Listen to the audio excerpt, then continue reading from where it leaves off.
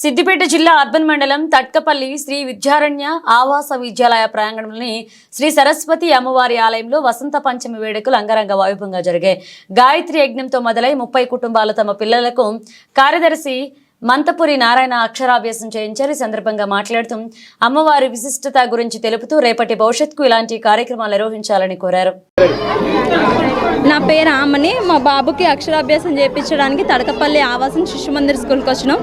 నేను ఇంతకుముందుకు అసలు ఇట్లాంటి స్కూల్స్లలో చేస్తారని నాకు తెలియదు.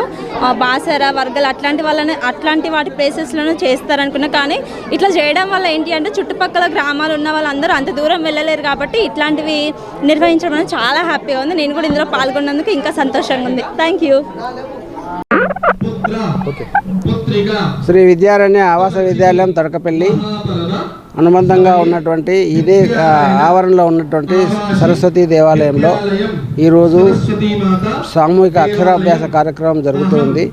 దీనికి చాలామంది తల్లిదండ్రులు ఒకరోజు ముందు 2 రోజుల ముందే రిజిస్ట్రేషన్ చేసుకున్నారు. ఎంతమంది వచ్చినా కానీ అక్షరాభ్యాస కార్యక్రమం దిగ్విజయంగా పూర్తి చేయడానికి తర్వాత మనకు ఇక్కడ ఉన్నటువంటి పూజారులందరూ కూడా సిద్ధంగా ఉన్నారు. ఈ అక్షరాభ్యాస కార్యక్రమం సరస్వతి మాత పుట్టినరోజు సందర్భంగా జరుగుతూ ఉన్నది.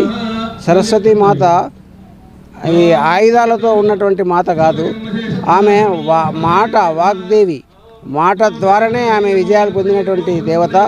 తర్వాత తెల్లని వస్త్రాలతోటి ఆమె అలంకరణ జరుగుతూ ఉన్నది. తర్వాత అక్షరాభ్యాసం చేసినటువంటి చిన్నారులు కూడా సరస్వతి మాత ఏ విధంగా అయితే పద్మంలో వికసించిందో వాళ్ళ యొక్క జీవితాల్లో కూడా వాళ్ళు వికాసం పొందాలనేటువంటి ఆచారం ఉంది. అది వాస్తవంగా జరుగుతుంది.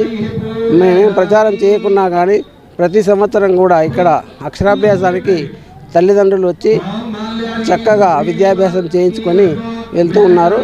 ఈ ఆవాస విద్యాలయంలో 82 సంవత్సరం నుంచి కూడా ఆవాస విద్యాలయం దిగ్విజయం జరుగుతుంది.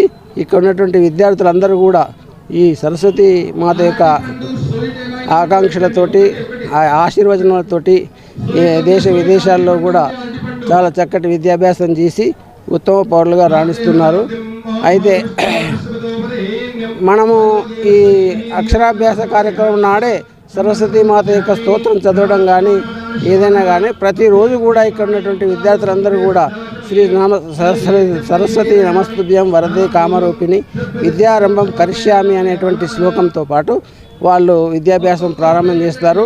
మనం కూడా ఈరోజు అక్షరాభ్యాసం చేస్తున్నటువంటి చిన్నారుల యొక్క తల్లిదండ్రులు కూడా సరస్వతి